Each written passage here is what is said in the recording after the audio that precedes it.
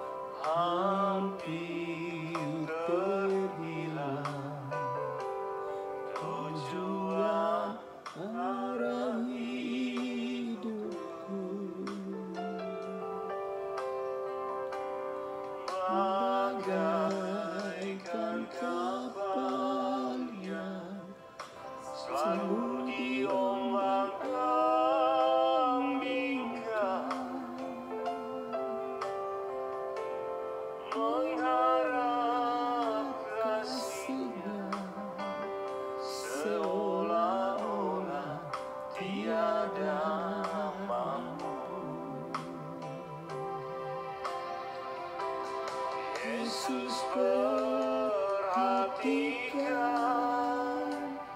kehidupan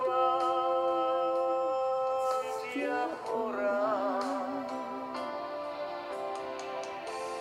yang sudah rusak dibetulkan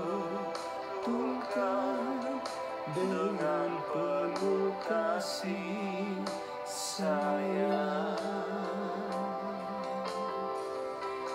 Yesus perhatikan tiap tetesan air mata.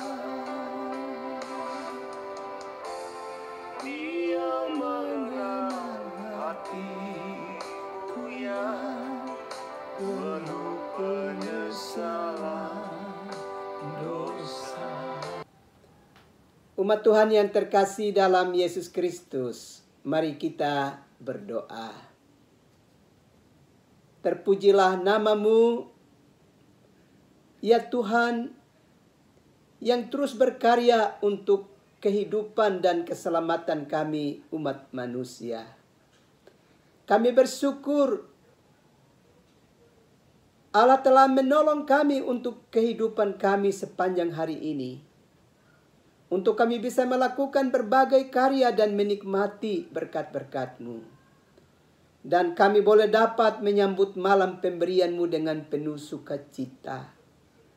Kami sadar sepanjang hari ini kami bisa hidup karena anugerah-Mu. Karena itu sebelum kami beristirahat pada malam ini, kami mau belajar dari kebenaran firman-Mu. Karena itu datanglah berkati kami sekalian. Kuatkan dan hidupkan kami melalui firman-Mu, ya Bapa. Demi Yesus Kristus yang adalah firman yang hidup dan yang menghidupkan kami berdoa dan menyambut firman-Mu. Amin. Umat Tuhan yang terkasih, kita membaca kebenaran firman Allah dalam kitab Injil Markus pasalnya yang kelima. Ayatnya yang ke-25 sampai dengan ayatnya yang ke-34. Dan saya akan membacakan secara khusus ayatnya yang ke-33 dan ayat yang ke-34. Dan sesaat sebentar umat Tuhan yang terkasih dapat membacakan ayatnya yang ke-25 dan seterusnya. Beginilah bunyi firman Allah. Perempuan itu yang menjadi takut dan gemetar ketika mengetahui apa yang telah terjadi atas dirinya. Tampil dan tersungkur di depan Yesus dan dengan tulus memberitahukan segala sesuatu kepadanya. Maka katanya kepada perempuan itu, "Hai anakku, imanmu telah menyelamatkan engkau. Pergilah dengan selamat dan sembuhlah dari penyakitmu." Umat Tuhan yang terkasih dalam Yesus Kristus, kita sungguh menyadari bahwa hidup ini selalu diselimuti dengan berbagai penderitaan. Baik itu penderitaan berupa sakit penyakit ataupun berbagai penderitaan lainnya yang terus menyelimuti kehidupan kita.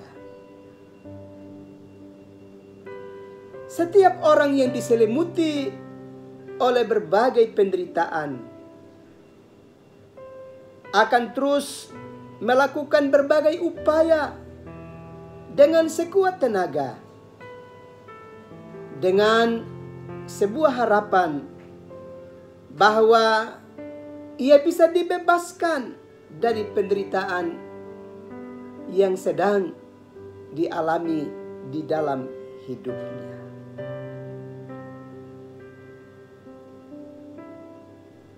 Bahkan untuk memerangi penderitaan itu berapapun biaya dapat dikeluarkan, dihabiskan oleh setiap orang ataupun oleh anggota keluarganya, hanya dengan satu tujuan: asalkan anggota keluarga yang mengalami penderitaan itu bisa dapat dibebaskan dari derita hidupnya. Dan memang tidak jarang banyak keluarga yang kehabisan harta benda karena telah berusaha untuk membiayai penderitaan dari anggota keluarganya. Ironisnya adalah harta benda sudah habis dalam jumlah yang banyak, tetapi penderitaan bukan membaik, malah bertambah buruk dari hari ke hari.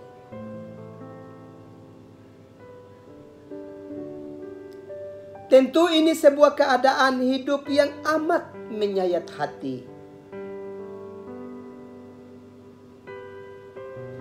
Dan setiap keluarga yang mengalami keadaan itu akan terus berseru dan berharap bahwa kiranya ada jalan terbaik untuk mereka bisa mengalami pemulihan. Sekalipun mereka kehabisan harta benda, tapi yang terutama bagi mereka adalah diri mereka, anggota keluarga yang tengah mengalami dan terikat oleh sakit penyakit, kiranya dapat mengalami pemulihan. Itu menjadi satu-satunya harapan dan tujuan pengorbanan mereka dari waktu ke waktu. Memang kalau kita belajar di dalam kitab Amsal pasal yang ke-31 ayat yang ke-10, di sana mengingatkan kepada kita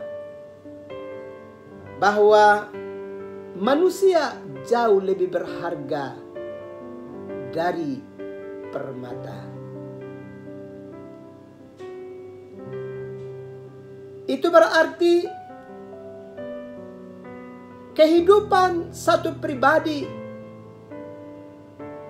pemulihannya, kesembuhannya merupakan sesuatu yang sangat bernilai harganya dibandingkan dengan sejumlah materi yang telah dikeluarkan. Asalkan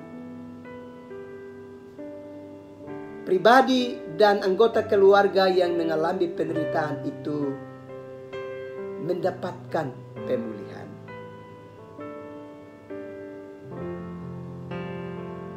Bapak, Ibu, saudara-saudara yang terkasih dalam Yesus Kristus,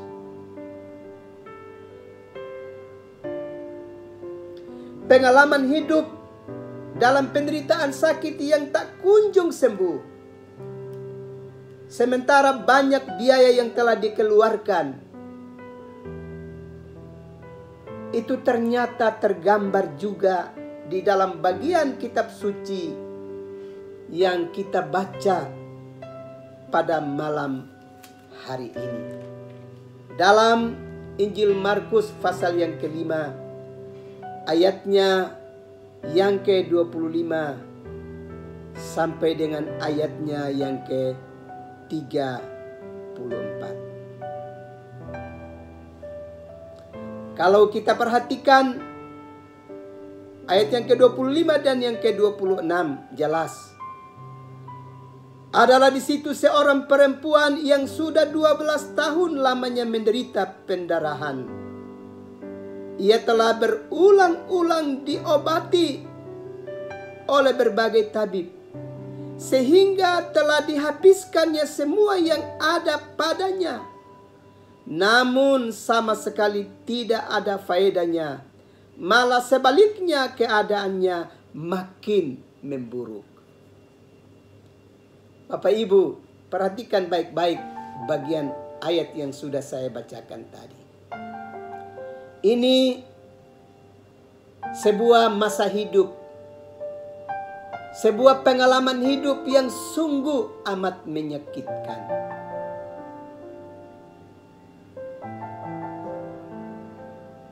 Perempuan itu telah mengalami penderitaan dalam waktu yang panjang, 12 tahun lamanya. Dan bukan saja dia sakit secara fisik,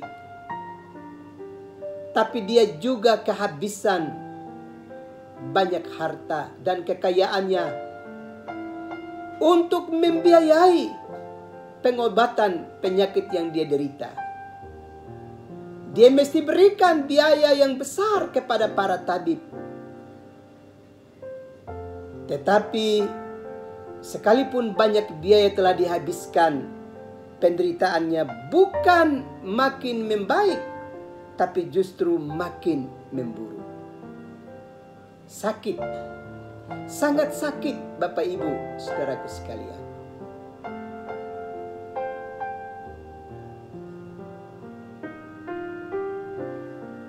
Masing-masing kita tentu punya pengalaman tersendiri di dalam hari-hari hidup ini. Bisa saja ada sejumlah biaya yang telah kita keluarkan, baik itu melalui pengobatan medis di rumah-rumah sakit ataupun pengobatan-pengobatan alternatif lainnya. Karena kita punya kerinduan bahwa berapapun biaya bisa dapat kita keluarkan, asalkan anggota keluarga kita, diri kita bisa terbebas dari sakit yang mengikat kehidupan kita. Dan jika ternyata sudah begitu banyak biaya yang telah kita keluarkan, namun kita belum mengalami pemulihan, maka itu sebuah keadaan yang sungguh-sungguh memprihatinkan kehidupan kita.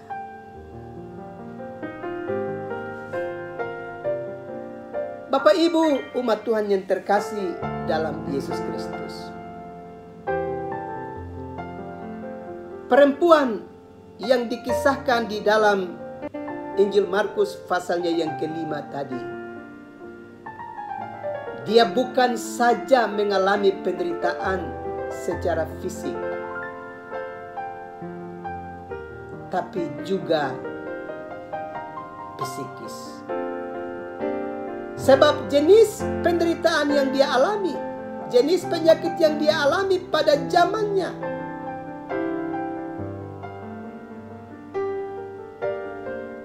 justru dia dipandang sebagai orang yang najis.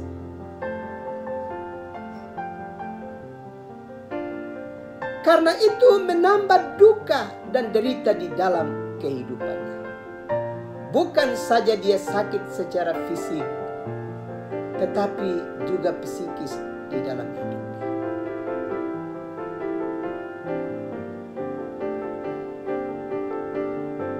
Secara fisik dia mengalami penderitaan, tetapi juga dia dijauhi oleh orang-orang di sekitarnya.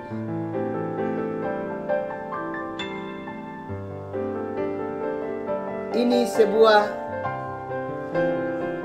hari-hari hidup yang sangat menyayat hati. Tapi mari kita perhatikan apa yang dilakukan oleh perempuan tadi. Ternyata sekalipun dia menderita secara fisik dan psikis, tapi perjuangannya, usaha dan upayanya tidak berhenti.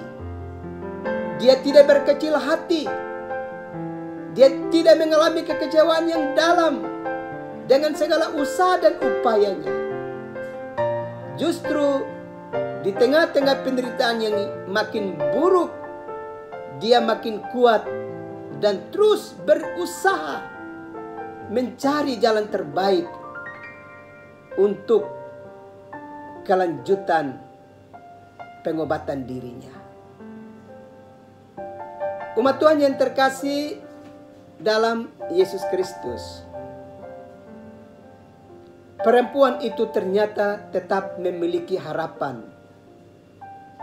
Dan harapan itu kini dia sandarkan kepada Yesus Kristus. Dia tahu bahwa Yesus akan membebaskan dia, menolong dia untuk keluar dari duka cita yang dia alami selama ini dengan derita yang dia hadapi. Dan pengharapannya yang begitu kuat itu telah dia nyatakan dengan sungguh-sungguh, sebagaimana di dalam ayatnya yang ke-28 dari bacaan kitab suci tadi. Sebab katanya, asal ku jamah saja jubahnya, aku akan sembuh. Sebuah keyakinan yang sangat dalam diri perempuan ini. Dia memiliki keyakinan yang sangat sungguh bahwa pada Yesus ada kuasa yang besar yang akan mengalir dalam diri Yesus untuk bisa memberi pertolongan bagi hidupnya. Dan ternyata apa yang diyakini, dipercaya oleh perempuan itu adalah sebuah kenyataan. Di tengah-tengah kerumunan banyak orang, perempuan itu berusaha berjuang untuk menyentuh ujung dari jubah Yesus. Dan pemulihan dapat dialami oleh perempuan itu. Bapak, Ibu, saudara-saudara yang terkasih dalam Yesus Kristus, melalui perenungan ini, masing-masing kita bisa dapat berefleksi bahwa pada keadaan tertentu, dalam masa-masa sulit yang kita hadapi, dalam berbagai penderitaan yang kita alami dalam hidup ini, bisa saja Dia telah mengambil berkat-berkat material di dalam kehidupan kita. Tapi sekalipun dalam kondisi yang demikian, kita tidak boleh hilang harap dalam berharap dan percaya kepada Yesus Kristus. Biarlah kita belajar dari perempuan tadi untuk terus bersandar dan berharap kepada Yesus dan meyakini dengan sungguh bahwa pada waktunya Yesus dalam kehendak dan kuasa-Nya bisa menolong dan membebaskan kita dari derita yang kita alami. Karena itu, di tengah-tengah penderitaan yang kita alami, kita harus tetap memiliki iman yang teguh dan terus berharap serta bersandar kepada Tuhan. Percayalah, pada waktunya Tuhan akan menolong kita untuk mengalami jalan terbaik untuk keluar dari kemelut hidup yang tengah kita hadapi. Tuhan pasti menolong dan memberkati pergumulan hidup kita. Amin. Mari kita berdoa. Ya Bapa, ada begitu banyak saudara-saudara kami, sahabat-sahabat kami yang tengah bergumul dengan berbagai-bagai jenis penyakit yang mengikat kehidupan mereka. Dan berbagai usaha dan upaya yang telah mereka lakukan untuk memerangi derita hidup mereka. Bahkan menghabiskan begitu banyak biaya yang besar dengan harapan bisa mendapatkan pemulihan. Dan cukup banyak di antara umat manusia yang masih terus bergumul dengan derita hidup, sekalipun banyak pembiayaan yang telah mereka keluarkan. Malam ini kami mau berdoa bagi mereka, bahwa kebenaran firman Allah yang kami belajar pada malam ini, ada waktu yang Tuhan persiapkan untuk membantu dan menolong semua mereka yang terus mempercayakan hidup mereka ke dalam tangan-Mu, ya Bapa. Karena itu kami berdoa, semua mereka dengan berbagai derita yang sampai dengan hari ini masih mereka rasakan, kami minta kepadamu, biarlah Allah berkenan menolong mereka untuk seluruh harapan yang terus mereka sandarkan kepadamu, ya Bapa. Sehingga ada waktu di mana Allah berdaulat atas kehidupan mereka, untuk menolong dan membebaskan mereka dari derita yang mereka alami, sehingga boleh menjadi kesaksian bagi hidup mereka. Terima kasih Tuhan. Perempuan yang menderita 12 tahun dengan sakit pendarahan yang dikisahkan dalam kebenaran firman Allah, Tuhan telah nyatakan kemuliaan-Mu dan kedaulatan-Mu dalam hidupnya. Kami minta kepadamu berbelas kasihlah dengan umat-Mu yang sekarang ini tengah mengalami berbagai pergumulan. Semuanya kami minta, dan biarlah itu jadi hanya menurut kehendak-Mu, ya Bapa. Terima kasih Bapa. Malam ini kami juga berdoa untuk anak-anak muda kami yang telah selesai pendidikan formal, baik di tingkat SLTA maupun perguruan tinggi, dan mereka sedang berjuang untuk mendapatkan satu pekerjaan tetap dalam kehidupan mereka. Kami minta kepadamu, kiranya Allah berkenan memberkati mereka, supaya mereka mampu menghidupkan keterampilan di dalam diri mereka, untuk melakukan berbagai hal, sehingga dari sana boleh mengalir berkat-berkat untuk memberkati kehidupan mereka.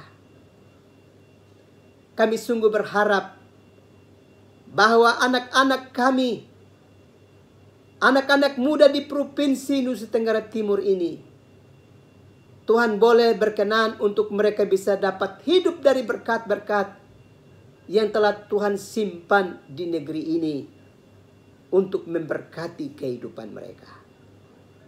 Dan malam ini kami terus datang dan meminta itu kepada Tuhan. Kiranya Allah dapat berkarya melalui pemerintah kami, melalui lembaga swasta, untuk bisa membantu menyediakan lapangan pekerjaan bagi anak-anak muda kami. Tapi juga dengan anak-anak muda kami yang telah dibekali dengan ilmu pengetahuan, teknologi, dan keterampilan, akan dipenuhi hikmat-Mu untuk memiliki kreativitas yang tinggi dalam hidup mereka. Sehingga melalui daya kreasi yang telah Tuhan taruh dalam diri mereka, mereka bisa melakukan banyak hal, supaya dari sana mengalir berkat-berkat untuk kelanjutan hidup mereka, ya Tuhan. Terima kasih Bapa. Kami mau berdoa untuk semua para orang tua yang terus bergumul dengan masa depan anak-anak mereka. Tuhan berkenan mendengar jeritan doa dari setiap orang tua. Terima kasih Bapa. Bangsa dan negara kami dan pemerintah kami tetap berdoa. Kiranya Allah berkenan menolong para pemimpin bangsa kami, negeri kami, provinsi kami, supaya mereka dapat melakukan banyak hal untuk kesejahteraan rakyat. Terima kasih Bapa. Gereja-gereja Tuhan dengan berbagai tugas pelayanan dan pemberitaan Injil Tuhan, kiranya Allah berkenan memberkati, ya Tuhan. Bapa, malam sudah menjadi bahagian buat kami. Kami akan beristirahat malam ini. Kiranya Allah mengulurkan tangan-Mu dan memberkati kami, supaya kami dapat beristirahat dengan aman dalam tuntunan dan kasih sayang-Mu. Demi Kristus, Juru Selamat kami, padamu kami berdoa dan bersyukur. Amin. Umat Tuhan yang terkasih dalam Yesus Kristus, mari kita mengakhiri ibadah malam ini dengan mengangkat pujian Yesus Juru Mudiku.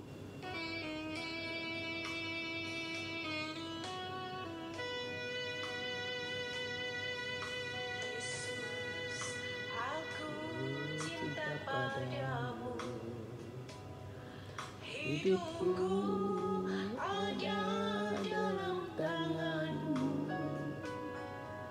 Ku selalu berdoa, ku selalu meminta, Engkau menjawab doaku. Yesus, ku agungkan nama-Mu. Ku puji, ku sembah Kau selalu. Dalam kesusahan, dalam kelimpahan, Yesus segalanya bagiku. Badai dan gelombang menerpa hidupku, Yesus Engkau Juru Mudiku. Ku takkan tenggelam, ku takkan goyah, Yesus penutup hidupku. Badai dan gelombang menerpa kapalku, Yesus Engkau Juru Mudiku. Ku tak akan tenggelam, ku tak akan goyah, Yesus penutup hidupku. Yesus penopang hidupku. Umat Tuhan yang terkasih dalam Yesus Kristus, jangan takut, jangan gelisah dalam setiap penderitaan yang kita alami. Karena Allah dalam Yesus Kristus akan terus memberi perhatian bagi pergumulan hidup kita. Selamat malam, selamat beristirahat. Tuhan memberkati umat Tuhan sekalian. Shalom.